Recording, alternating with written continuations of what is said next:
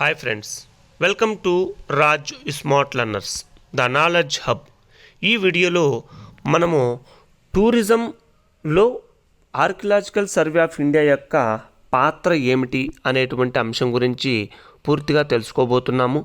ముఖ్యంగా ప్రతి ఒక్క చరిత్రకారుడే కాకుండా ప్రతి భారతీయుడు కూడా ఆర్కియలాజికల్ సర్వే ఆఫ్ ఇండియా గురించి తెలుసుకోవాలి.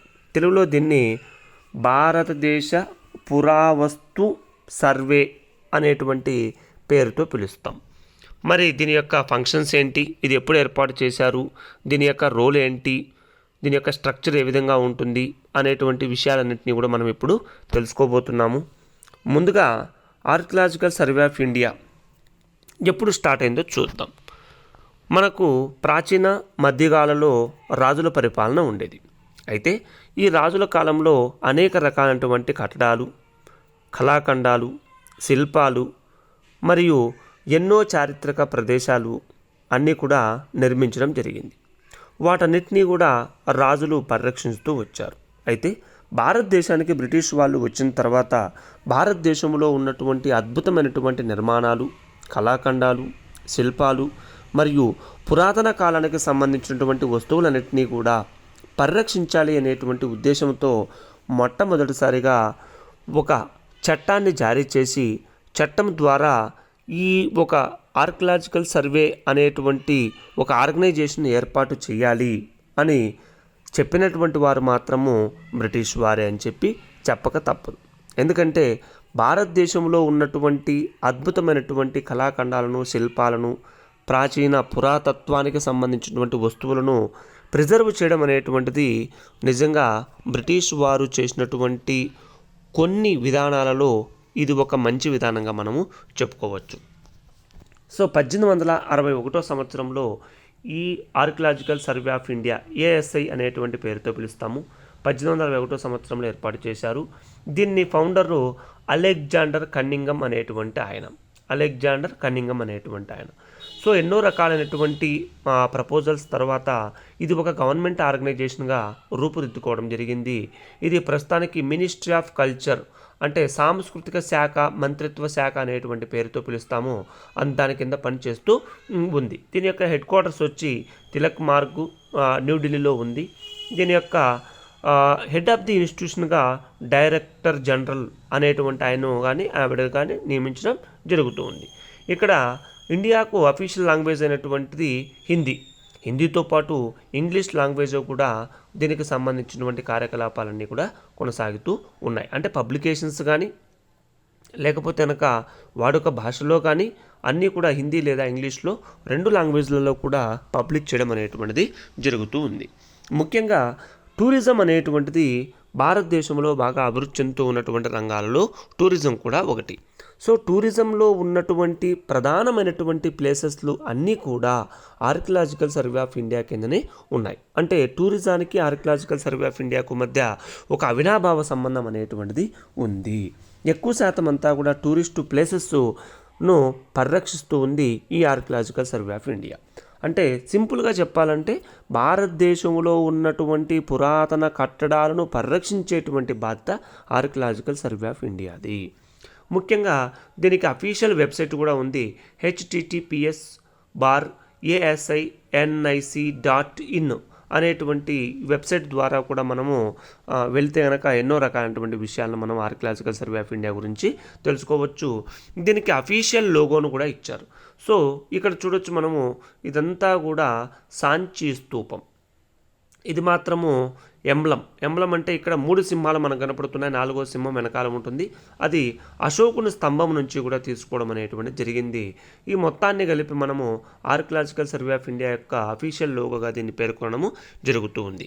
అయితే ఆర్కియలాజికల్ సర్వే ఆఫ్ ఇండియా యొక్క ఆబ్జెక్టివ్ ఏంటి అంటే దాని యొక్క ప్రధానమైనటువంటి ఉద్దేశం ఏంటంటే research and the conservation and preservation of cultural monuments in the country. అంటే ఏంటి, పరిశోధనలు చేస్తూనే దాంతోపాటు పరిశోధనలో కడుగునటువంటి ప్రాచీన కళాఖండాలు, శిల్పాలు ఏవైతే ఉన్నాయో వాటన్నిటినీ కూడా కన్జర్వేషన్ చేయడము, ప్రిజర్వేషన్ చేయడం. కన్జర్వేషన్ అంటే ఇక్కడ ఏంటి, వాటిని పరిరక్షించడము. ప్రిజర్వేషన్ అంటే వాటిని జాగ్రత్త పరచడము, అంటే ఒక మ్యూజియంలో భద్రపరచడము. అవి కళాఖండాలు కావచ్చు, లేదంటే ఒక మాన్యుమెంట్ అంటే ఇక్కడ ఏంటి, ఒక స్తంభం కావచ్చు, ఒక స్తూపం కావచ్చు, లేదంటే ఒక టూంబ్ కావచ్చు, అవన్నీ కూడా మాన్యుమెంట్స్ కిందకే వస్తాయి. అంటే సాంస్కృతిక వారసత్వంగా ఉన్నటువంటి భారతదేశంలో లభించినటువంటి ప్రతి ఒక్క దాన్ని కూడా పరిరక్షించేటువంటి బాధ్యత ఈ ఆర్కియలాజికల్ సర్వే ఆఫ్ ఇండియాదే. అదేవిధంగా the archaeological survey of India was eventually formed in 1861 by the statute passed in law by Lord Canning with Cunningham as the first archaeological survey. అంటే ఏంటంటే ఇక్కడ ఆర్కియలాజికల్ సర్వే ఆఫ్ ఇండియా అనేటువంటిది 1861లో ఏర్పాటు చేసిన తర్వాత దానికి ఒక చట్ట రూపాన్ని తీసుకొని వచ్చినటువంటి ఆయన మాత్రము lord cunning. Very very important. అప్పుడు వైస్రాయ్గా ఉన్నాడు. సో అలెగ్జాండర్ కన్నింగమ్ అనేటువంటి ఆయన్ను ఫస్ట్ ఆర్కియలాజికల్ సర్వేయర్గా నియమించడం అనేటువంటిది జరిగింది. The survey was suspended briefly between 1865 and 1871 due to the lack of funds but restored by the Lord Lawrence the then viceroy of India. అంటే ఇక్కడ ఏంటంటే 1865-71 సంవత్సరాల మధ్యకాలంలో డబ్బులు లేకపోవడం వల్ల దీన్ని తాత్కాలికంగా ఈ ఆర్గనైజేషన్ నిలిపేశారు. అయితే లార్డ్ లారెన్స్ అనేటువంటి ఆయన దీన్ని మళ్ళీ తిరిగి స్టార్ట్ చేయడం అనేటువంటి జరిగింది. అప్పట్లో ఆయన వైస్రాయ్గా ఉన్నాడు భారతదేశానికి. అదేవిధంగా 1871 సంవత్సరం నుంచి కూడా the survey was revived as a separate department and Cunningham was appointed as first director general. So Cunningham అనేటువంటి ఆయన్ను ఫస్ట్ డైరెక్టర్ జనరల్గా ఏర్పాటు చేసి ఈ ఆర్కియలాజికల్ సర్వే ఆఫ్ ఇండియా అనేటువంటి దాన్ని ఒక సపరేట్ విభాగంగా ఏర్పాటు చేయడం అనేటువంటిది జరిగింది. Under the provisions of AMASR act, అంటే ancient monuments and archaeological sites and remains act of 1958. అంటే ఇక్కడ మనము ఏమని పిలుచుకోవచ్చు, సింపుల్గా కూడా చెప్పాలంటే కనుక మనకు భారతదేశ పురాతన స్మారక చిహ్నాల మరియు కళాఖండాల పరిరక్షణ చట్టంగా దీన్ని మనం చెప్పుకోవచ్చు. సో ఇక్కడ ఈ చట్టం ప్రకారము 3650 ancient monuments, archaeological sites, remains అంటే పురాతన వస్తువులకు సంబంధించినవి, నేషనల్ ఇంపార్టెన్స్ సంబంధించినవన్నీ కూడా పరిరక్షణ చేస్తూ కూడా ఉంటుంది. These can include everything. అంటే ఇందులో టెంపుల్స్ ఉండొచ్చు, మాస్క్స్ ఉండొచ్చు, చర్చిలు ఉండొచ్చు, టూమ్స్ ఉండొచ్చు, సిరామిక్స్ ప్లేసెస్ ఉండొచ్చు, ఫోర్ట్స్ అంటే కోటలు ఉండొచ్చు, స్టెప్వెల్స్ అంటే మనం బావిలోకి దిగేటప్పుడు ఏవైతే మెటికలు ఉంటాయో అలాంటివి కానీ, అండ్ రాక్ కట్ కేవ్స్ ఉదాహరణకు అజంతా కానీ ఎల్లోరా కానీ, ఇవన్నీ కూడా పురాతన వస్తువుల కిందకే లేదా మాన్యుమెంట్స్ కిందకే వచ్చేటువంటి వివిధ రకాలైనటువంటి ప్లేసెస్గా మనం చెప్పుకోవచ్చు. వీటన్నిటిని కూడా పరిరక్షించే బాధ్యత ASI అనేటువంటి నిర్వహిస్తూ ఉంటుంది. అంతేకాకుండా ఏన్షియంట్ మౌంట్స్, మాన్యుమెంట్సే కాదు, మౌంట్స్ అంటే ఇక్కడ దిబ్బలు and similar sites which represent the remains of ancient habitations.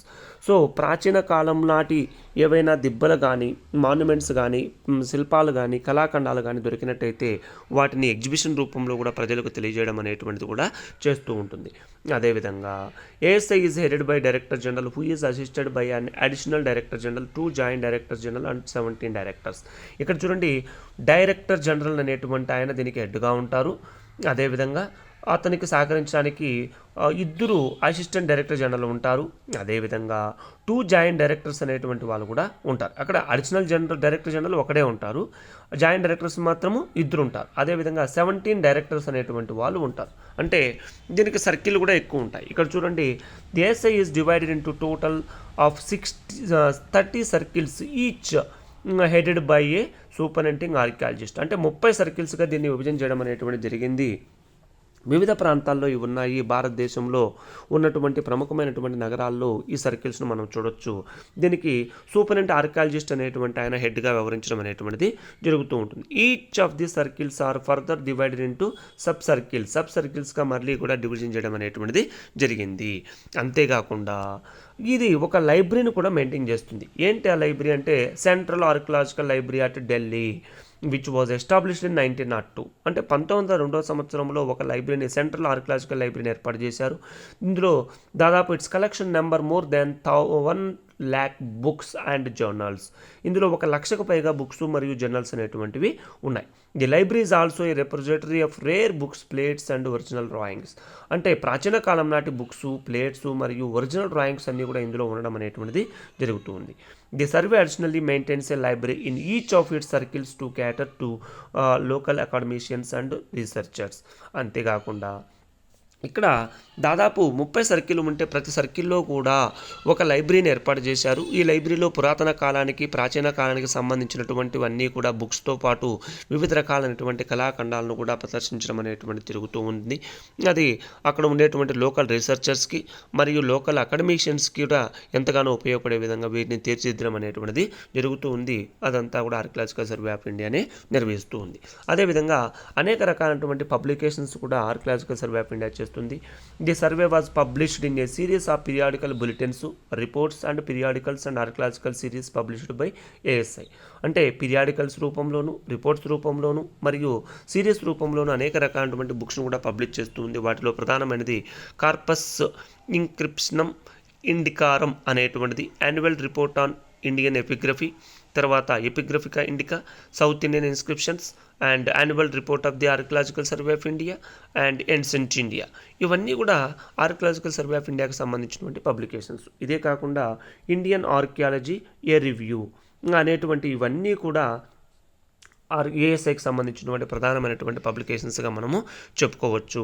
అంటే కొత్తగా కనుగొన్నటువంటి ప్రదేశాలు కానీ, కొత్తగా పరిశోధనలో వెలువడినటువంటి వస్తువులు కానీ, స్మారక చిహ్నాలు కానీ, కళాఖండాలు కానీ ఏవైనా ఉంటే కనుక వాటికి సంబంధించినటువంటి ఇన్ఫర్మేషన్ను రీసెర్చ్ చేసి పబ్లిష్ చేయడం అనేటువంటిది జరుగుతుంది.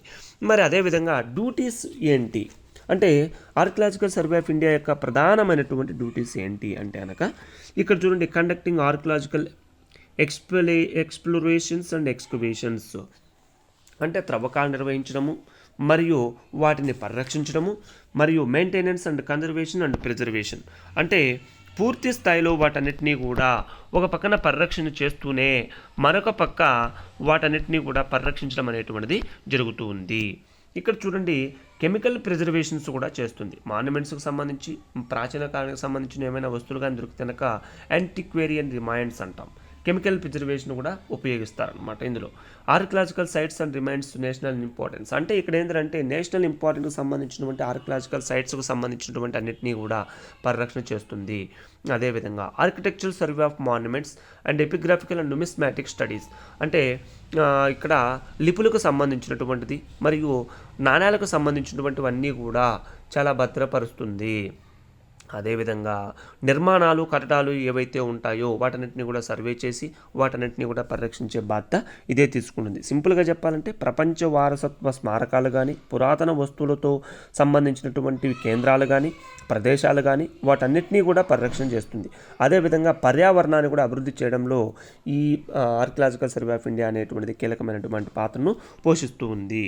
ముఖ్యంగా సురక్షిత స్మారక చిహ్నాలను మరియు ప్రదేశాల చుట్టూ ఉద్యానవనాలు నిర్వహించడము, వాటిని అభివృద్ధి చేయడం కూడా చేస్తూ ఉంది. అదేవిధంగా setting up of free organization of site మ్యూజియంస్ను కూడా ఏర్పాటు చేస్తూ ఉంది. ఆ సైట్లలో మ్యూజియంస్ని ఏర్పాటు చేసి అక్కడ దొరికినటువంటి వస్తువులన్నింటినీ కూడా ఆ మ్యూజియానికి తరలించి వాటిని ప్రజలకు అందుబాటులోకి తీసుకొని వస్తూ ఉంది. అదేవిధంగా ఆర్కియాలజిస్ట్కు ట్రైనింగ్ ఇస్తుంది. అదేవిధంగా బ్రింగింగ్ అవుట్ ఆర్కియలాజికల్ పబ్లికేషన్స్ ఏవైతే ప్రాచీన కాలానికి పురాతన కాలానికి సంబంధించినటువంటి ఉంటాయో వాటన్నిటినీ కూడా పబ్లికేషన్స్ రూపంలో, బుక్స్ రూపంలోను, జర్నల్స్ రూపంలోనూ ప్రజలకు అందరికీ కూడా కొత్త విషయాలన్నింటినీ కూడా తెలుపుతూ ఉంది. అదేవిధంగా archaeological expeditions out side India ఇక్కడ కనుగొన్నటువంటి విషయాలను బయట ప్రాంతాలలో కూడా కొన్ని రకాలైనటువంటి ఎగ్జిబిషన్ నిర్వహించడము, యాత్రలు చేయడము, ఆ తర్వాత ఎక్స్పెడిషన్ చేయడం అనేటువంటిది ఆర్కియలాజికల్ సర్వే ఆఫ్ ఇండియా చేస్తుంది. అదేవిధంగా horticulture operations in and around ancient monuments and sites అంటే ఎక్కడైతే ఈ స్మారక ప్రదేశాలు ఉంటాయో, పురాతన ప్రదేశాలు ఉంటాయో అక్కడ అన్వేషించినారో అక్కడంతా కూడా దాని చుట్టూ కూడా ట్రెంచింగ్ ఏర్పాటు చేయడము, తర్వాత ఆ సైట్ని అందరినీ కూడా ఆర్కియలాజికల్ సైట్గా డిక్లేర్ చేయడము, దాన్ని పరిరక్షించేటువంటి బాధ్యతను కూడా తీసుకోవడం అనేటువంటిది జరుగుతూ ఉంది. సో అదేవిధంగా implementation and regulation of the ancient monuments and archaeological sites remains act 1958 1958 సంవత్సరంలో చేసినటువంటి ancient monuments and archaeological sites remains act ఏదైతే ఉందో దాన్ని యాజ్ ఇట్ ఈస్గా ఇంప్లిమెంట్ చేసేటువంటి బాధ్యత కూడా ఆర్కియలాజికల్ సర్వే ఆఫ్ ఇండియానే తీసుకుంటుంది. అంతేకాకుండా పురావస్తు శాస్త్రంలోని వివిధ భాగాల్లో పరిశోధన చేయడము, వారికి శిక్షణ శిక్షణ ఇవ్వడము, కళాఖండాలను పరిరక్షించడము, చారిత్రక కట్టడాలను పరిరక్షించడము, మ్యూజియంను ఏర్పాటు చేయడము, శిల్ప శాసనాలను మరియు నాణ్యాలను వాటిని పరిరక్షణ చేయడము, అధ్యయనం చేయడము, పురాతన ప్రదేశాలను అన్వేషించడము మరియు వాటిని వెలికి తీయడము, ఇవన్నీ కూడా ఆర్కియలాజికల్ సర్వే ఆఫ్ చేసేటువంటి ప్రధానమైనటువంటి విధులుగా మనము పేర్కొనవచ్చును. 1972లో కూడా antiquities and art treasuries act అనేటువంటిది మరొక చట్టాన్ని కూడా జారీ చేయడం అనేటువంటిది జరుగుతూ ఉంది. దీని ప్రకారం దేశంలోని అన్ని పురావస్తు కార్యకలాపాలను కూడా ఇది నియంత్రిస్తుంది. ఈ చట్టం ప్రకారము చారిత్రాత్మక కట్టడాలు కానీ, కార్యకలాపాలు కానీ, చారిత్రక వస్తువులు కానీ, పురావస్తు లేదా కళాత్మకమైన గుహలు కానీ, రాతి శిల్పాలు, శాసనాలు, ఏకశిలలు, చారిత్రక ప్రదేశాలు ఇవన్నీ కూడా ఇందులోనే ఇమిడి ఉంటాయి. అంటే వాటికి సంబంధించిన ఏవైనా కూడా ఆర్కియలాజికల్ సర్వే ఆఫ్ ఇండియా కిందకి రావాల్సిందేను. స్మారక అవశేషాలు కావచ్చు, స్మారక ప్రదేశాలు కావచ్చు, వాటన్నిటిని కూడా ఈ శాఖ గుర్తిస్తుంది. వాటిని గుర్తించి వాటి చుట్టూ ఫెన్సింగ్ ఏర్పాటు చేస్తుంది. పరిసర ప్రాంతాలలో ఏ విధమైనటువంటి మైనింగ్ కార్యకలాపాలు నిర్వహించకుండా వాటన్నిటిని కూడా పరిరక్షణ చేస్తూ ఉంటుంది. అదేవిధంగా ఆర్కియలాజికల్ వర్క్ ఏదైతే ఉందో వాటిని ఇండియాలో నిర్వహిస్తూ ఉంటుంది. కన్జర్వేషన్ ఆఫ్ మాన్యుమెంట్ చేస్తూ ఉంటుంది. దానికోసము స్టేట్ గవర్నమెంట్ యొక్క మ్యూజియంస్తోనూ ఆర్కియలాజికల్ డిపార్ట్మెంట్స్తోనూ సమన్వయం చేసుకోవడం అనేటువంటిది జరుగుతూ ఉంటుంది. ఇక్కడ బాగా గమనించాల్సిన అవసరం ఏంటంటే ముఖ్యంగా ఆర్కియలాజికల్ సర్వే ఆఫ్ ఇండియా కింద ఉండేటువంటి చారిత్రక ప్రదేశాలు ఏవైతే ఉన్నాయో అవన్నీ కూడా టూరిజానికి సంబంధించినటువంటి ప్రధానమైనటువంటి ప్రదేశాలు.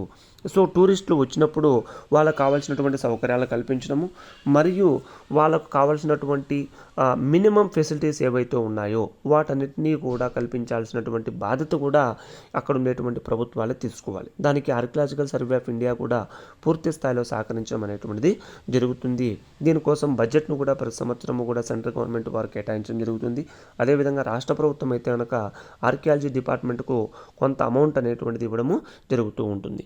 ఈ విధంగా చేయడం వల్ల ఏమవుతుందా అంటే ప్రాచీన కళాఖండాలు, వస్తువులు ఏవైతే ఉంటాయో వాటన్నిటిని కూడా పరిరక్షిస్తే ఆటోమేటిక్గా యాత్రికులు లేదా ఈ టూరిస్టులు అనేటువంటి వాళ్ళు ఎక్కువ మంది వచ్చేదానికి, ఎక్కువ మంది ఆ ప్రదేశాలను సందర్శించడానికి అవకాశం ఉంటుంది. తద్వారా బిజినెస్ అనేటువంటిది డెవలప్ అవుతుంది. తర్వాత దాని ద్వారా ఎన్నో రకాలైనటువంటి ఉపాధి అవకాశాలు లభిస్తాయి. విదేశీ మారకద్రవ్యం అనేటువంటిది కూడా వస్తుంది. సో అంటే ఒక రకంగా చెప్పాలంటే ఇప్పుడు ఉదాహరణకు అజంతా తీసుకోవచ్చు, ఎల్లోరా తీసుకోవచ్చు, లేదంటే కనుక ఎర్రకోట తీసుకోవచ్చు, ఢిల్లీలో ఉండేటువంటి పెద్ద పెద్ద హుమయూన్ టూమ్ లాంటివి తీసుకోవచ్చు. ఇవన్నీ కూడా మహాబలిపురంలో ఉన్నటువంటి రాతి రథాలు తీసుకోవచ్చు. ఇవన్నీ కూడా ఆర్కియలాజికల్ సర్వే ఆఫ్ ఇండియా కింద ఉన్నటువంటి ప్రముఖమైనటువంటి ప్రదేశాలు. పెద్ద పెద్ద టెంపుల్స్ కూడా ఉన్నాయి. ఉదాహరణకు సాంచి స్తూపం కావచ్చు, లేదంటే కనుక తమిళనాడులో ఉండేటువంటి తంజావూర్ టెంపుల్, ఇలాంటివన్నీ కూడా ఈ ఆర్కియలాజికల్ సర్వే ఆఫ్ కిందనే ఉంటాయి. వాటిని పరిరక్షణ చేస్తూ ఉంటాయి. ఒక పక్క పరిరక్షణ చేస్తూనే టూరిజాన్ని డెవలప్ చేయడంలో ఆర్కియలాజికల్ సర్వే యొక్క పాత్ర అనేటువంటిది ఎంతగానో ఉంది. సో ఈ విధంగా ఆర్కియలాజికల్ సర్వే ఆఫ్ ఇండియా అనేటువంటిది భారతదేశానికి సంబంధించినటువంటి పురాతన కట్టడాలన్నింటినీ కూడా పరిరక్షిస్తూ, వారసత్వ సంపదను పరిరక్షిస్తూ భావితరాలకు అందిస్తూ ఉంది అనడంలో ఎటువంటి సందేహము కూడా లేదు. సో ఈ వీడియోని అందరికీ కూడా షేర్ చేయండి, లైక్ చేయండి మరియు మా ఛానల్ను ఫాలో కండి. మీకు ఏమైనా డౌట్స్ ఉంటే కామెంట్ సెక్షన్లో కామెంట్ చేయండి మరియు మా ఛానల్ను తప్పకుండా సబ్స్క్రైబ్ చేయండి. Don't forget to subscribe my channel. So thanks for watching this video. Thank you one and all.